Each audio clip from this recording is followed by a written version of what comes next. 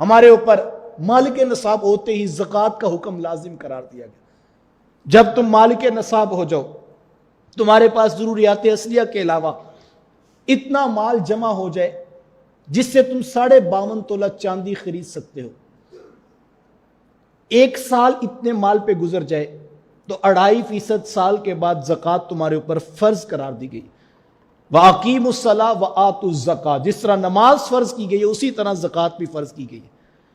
اب اس زکوٰۃ کو ادائیگی کے لیے مجھے اپنے رسول کی شریعت کا ضابطہ دیکھنا ہوگا۔ وہ کون سا مال ہے جس کے اوپر زکوٰۃ لازم ہے؟ وہ سونا ہے، وہ چاندی ہے، وہ نقد روپیہ پیسہ ہے، اور وہ مال تجارت ہے، ہر وہ چیز جو بیچنے کی نیت سے خریدی ہے۔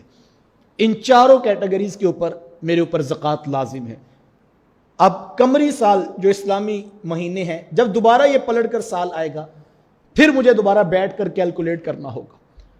جس طرح اپنا کھاتا روزانہ دیکھتا ہوں کہ میرے پاس کیا بچا کیا، اب سال کے بعد دوبارہ بیٹھ جاؤ اور تم جو ہے وہ اس کے اوپر غور کرو، سب جمع کر کے دیکھو کیا تمہارے پاس اتنے پیسے ہیں کہ تم اس سے 52.5 تولہ چاندی خرید سکتے ہو، تو تمہارے اوپر 1 سال گزرنے کے بعد شرائط شریعت کے ساتھ زکوٰۃ فرض قرار دی گئی۔ اب اس زکوٰۃ کی ادائیگی پہلی فرصت میں میرے اوپر لازم ہے، اور اگر میں ایسا نہیں کرتا، میں کئی طرح کے تبصرے کرتا ہوں اور میں اس بات کو ٹال دیتا ہوں، تو پھر قرآن کی آیات سن لیجئے۔ والذین یکنزون الذھب والفضة ولا ينفقونها فی سبیل اللہ فبشرہم بعذاب علیم۔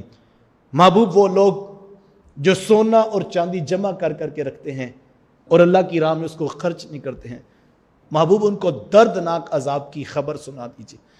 یوم یحمى علیہا فی نار جہنم فتکوی بہا جباہہم وجنوبہم وظہورہم ھذا ما کنزتم لانفسکم فذوقوا ما کنتم تکنزون۔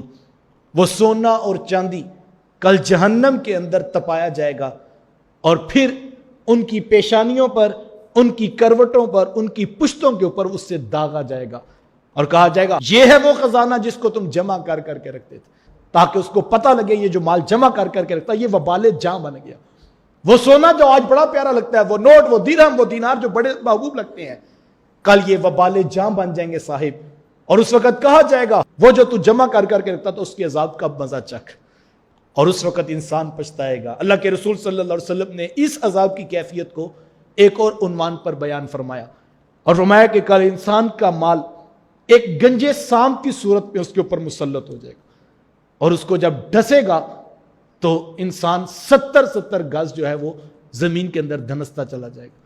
یہ کیفیت بیان کی گئی عذابات کی، یہ اس شخص کے لیے عذاب ہے جس نے زکوٰۃ سے منہ موڑا۔